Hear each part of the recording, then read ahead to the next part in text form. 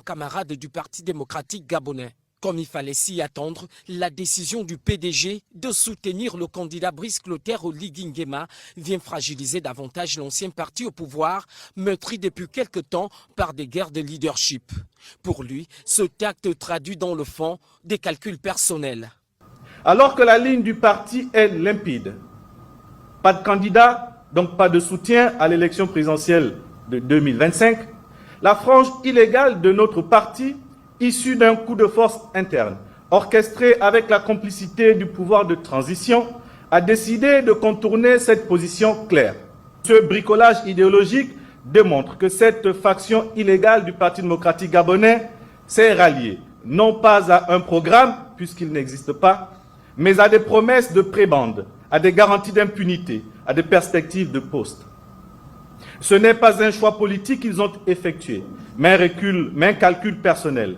Pas une adhésion à une vision, mais une soumission à un homme. Aussi, l'ancien membre du gouvernement d'Ali Bongo Ondimba n'a pas manqué de souligner que cette alliance pourrait être un piège pour le PDG qui, une fois utilisé et pressé, sera jeté aux oubliettes. Les responsables de cette manœuvre ne sont pas des alliés sincères du PDG.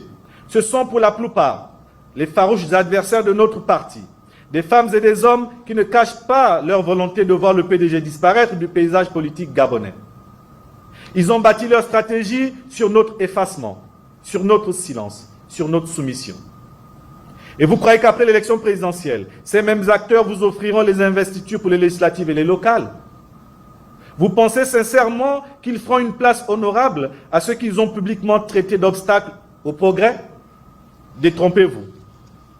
Dans cette logique, camarades militantes, camarades militants, l'organisation des prochaines élections législatives et locales sera entièrement pilotée par les organisateurs actuels de la campagne du responsable de la plateforme, le Rassemblement des bâtisseurs. Tous les partis figurant dans cette coordination et tous les soutiens n'auront plus la latitude de proposer librement leurs candidats sur les différents sièges. Le Parti démocratique gabonais, dans cette configuration, ne pourra plus présenter librement ses candidats. Il devra commander les investitures auprès d'une coordination hostile à son identité. Il sera forcé de céder des circonscriptions à d'autres formations intégrées à cette plateforme. Il finira marginalisé dans les décisions et exclu des enjeux nationaux. Au terme de cette communication, Ali Agbo Nanga Yobege a invité les militants fidèles à ne pas donner une suite favorable aux tombeurs de